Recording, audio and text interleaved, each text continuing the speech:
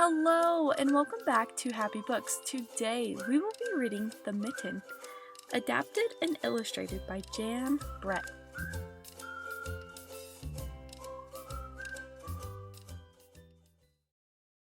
Once there was a boy named Nicky who wanted his new mittens made from wool as white as snow. At first, his grandmother, Baba, did not want to knit white mittens. If you drop one in the snow, she warned, you'll never find it.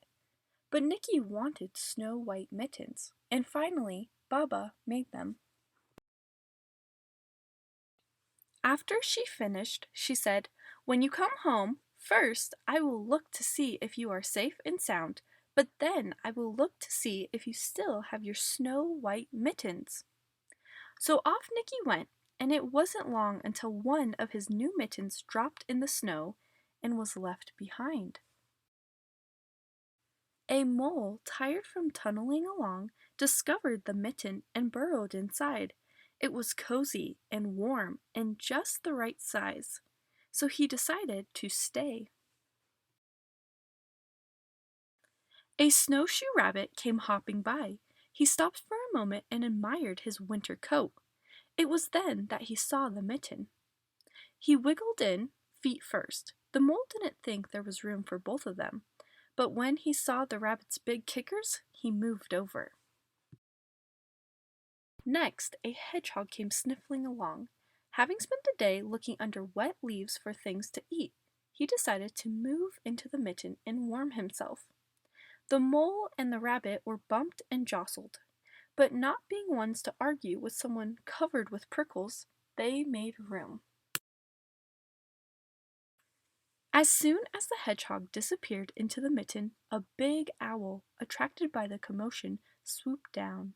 When he decided to move in also, the mole, the rabbit, and the hedgehog grumbled.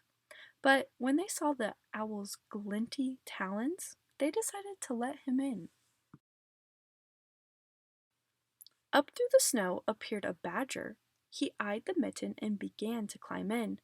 The mole, the rabbit, the hedgehog, and the owl were not pleased. There was no room left, but when they saw his diggers, they gave him the thumb. It started snowing, but the animals were snug in the mitten. A waft of warm steam rose in the air, and a fox trotting by stopped to investigate. Just the sight of the cozy mitten made him feel drowsy. The fox poked his muzzle in. When the mole, the rabbit, the hedgehog, the owl, and the badger saw his shiny teeth, they gave the fox lots of room.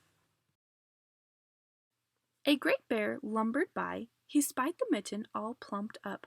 Not being one to be left out in the cold, he began to nose his way in. The animals were packed in as tight as could be, but what animal would argue with a bear?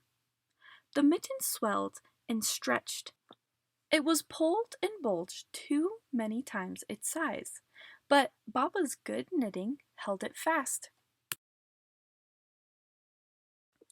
Along came a meadow mouse, no bigger than an acorn.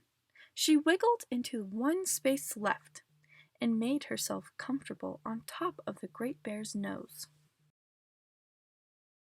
The bear tickled by the mouse's whiskers, gave an enormous sneeze. Ah, ah, ah, achoo! The force of the sneeze shot the mitten up into the sky and scattered the animals in all directions. On his way home, Nicky saw a white shape in the distance. It was the lost mitten silhouetted against the blue sky. As he ran to catch the snow-white mitten, he saw Baba's face in the window. First, she looked to see if he was safe and sound, and then she saw that he still had his new mittens.